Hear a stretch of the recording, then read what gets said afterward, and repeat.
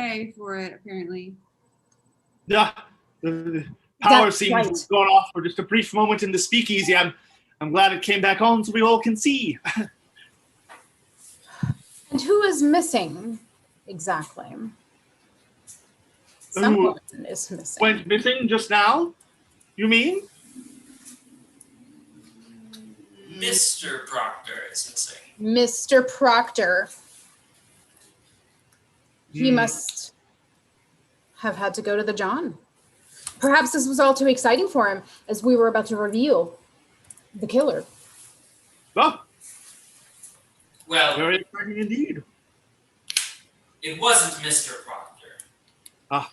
No, well, we thought so, because he does seem to cry an awful lot in a way that seems highly suspicious.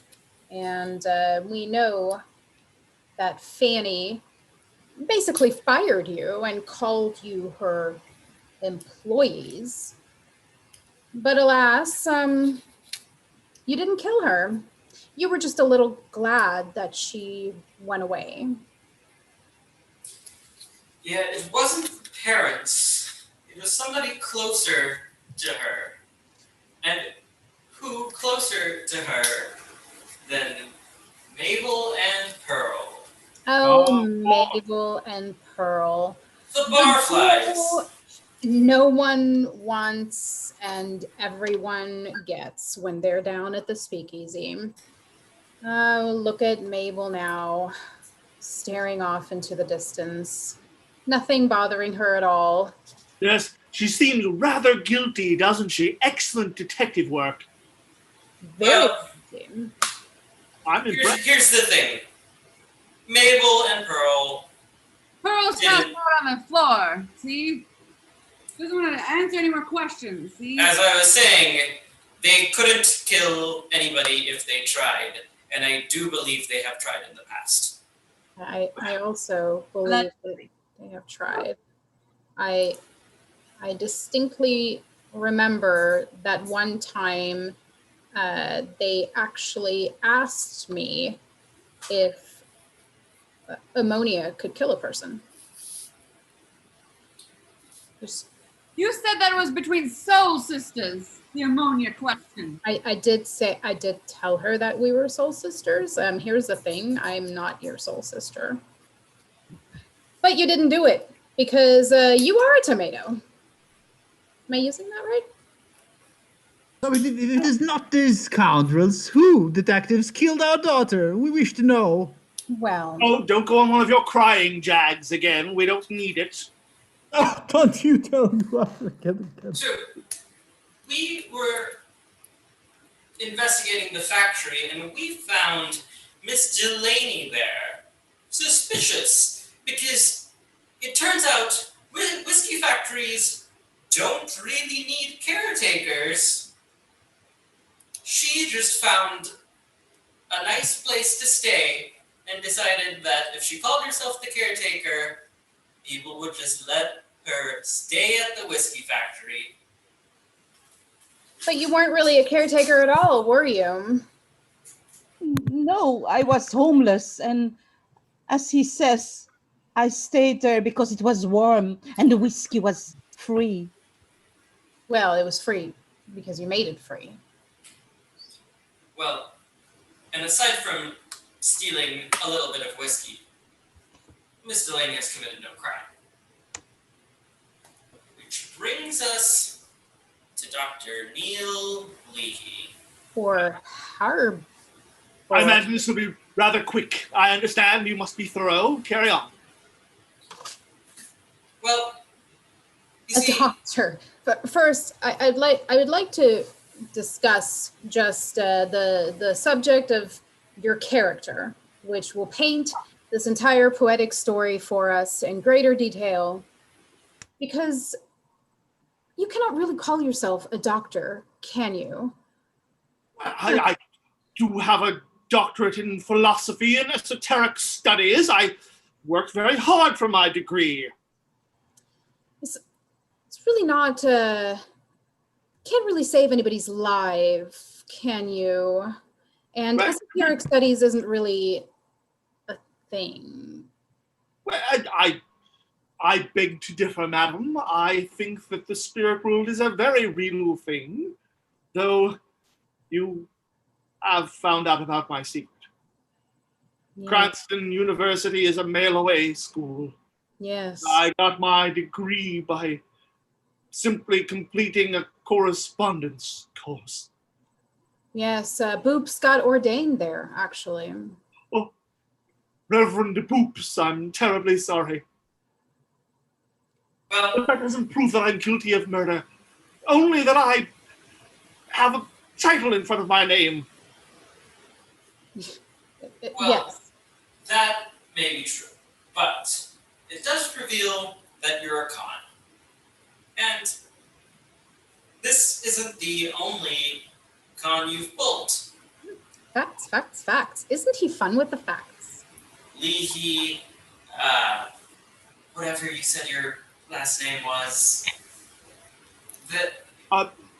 Leahy is my last name, of course. Well, see, that's the thing. It changes every week, doesn't it? Because we investigated and we found no evidence of a Dr. Neil Leahy. Fine. You're right. I might as well come clean. Neil Leakey isn't even a real name. I took it off of the birth certificate of a gentleman who passed away. My real name is Oscar Habersham. That's right. I'm not ashamed of it. It's the name I was born with. This Leahy name is just an expediency. You see, it offered me certain points of entry into the home of dear Fanny, where I might be able to get her to enter into a business deal with me by attempting to seduce her and take some of the profits, and That's then right. suddenly disappear in the middle of the night and move on to my next city once I'd acquired enough money. Fine. And he was seduced initially, but then she grew tired of the labeling situation, which Yes. you would just not fold on. And when she met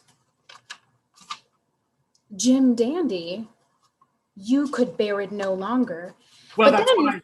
you won her back for a second, didn't you? You won her back until she found out who you I really did. were. You're right. I pride myself on never falling in love, but I couldn't help it.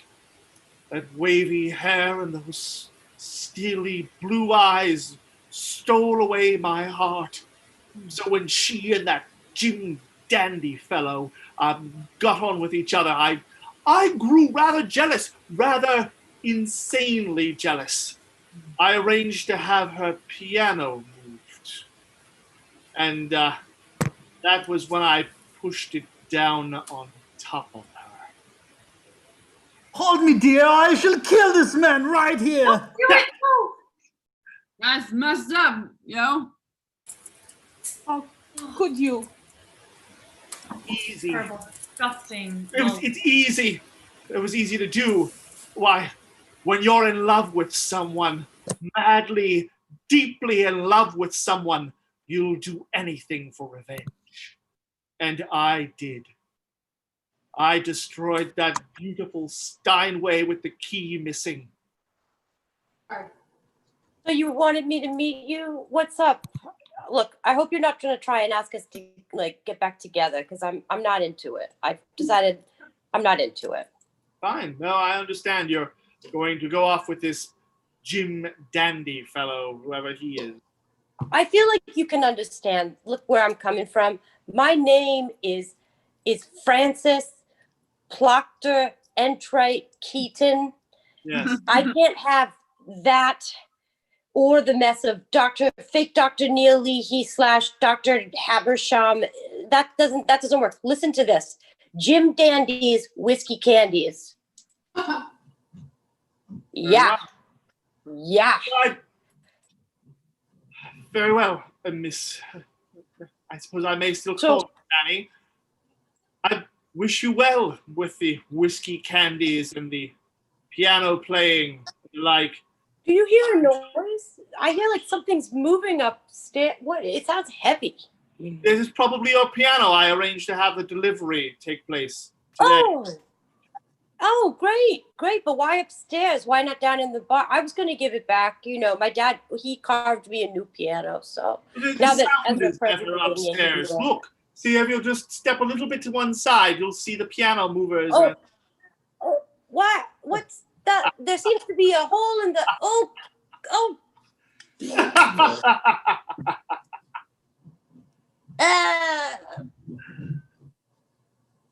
Disgusting. And you laughed. One does what one must for love and business. I'm not ashamed of it. Suppose you'll need to carry me away. But ultimately, you gained nothing. I would have gained something if it wasn't for you two miserable detectives bringing out the truth. Hey, Boops. High five.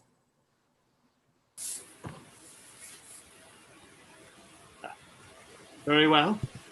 I suppose the police are here and I must go. Any last words, Dr. Oscar Neil Leahy Harborough? You may just call me Oscar now, I suppose. Well, only that I'm not sorry. Not one bit. I did what I did for love, and I'm not ashamed of it. You shall roast in hell. Oh, so well done. We're sorry for interrogating you so hard. It must have been very hard for you. You also might need a new bandage soon. Yes, I should indeed change my bandages more often, but what matters my health when my daughter, my dear daughter, has been so cruelly murdered? That's hard. I don't have any kind of background with counseling, so just gonna. Anybody a whiskey? Yeah, I would love one. Yo. Somebody say whiskey. To Frances. To Frances. Francis. She was a hero.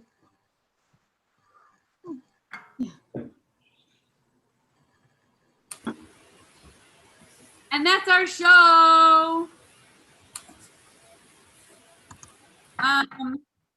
If you're still with us, thank you for staying with us through our technological blip. That was the first. We'll put right back in there. Thank you for joining us. Our Wednesday show is something really amazing that I can't remember what it is right now. Kristen, do you know? Chatty Cathy's. It's based on like a morning show formula. It's going to be awesome. Like a talk show. By our Kristen Denning. So tune in Wednesday at 6:30. And thanks for joining us tonight. Thank you.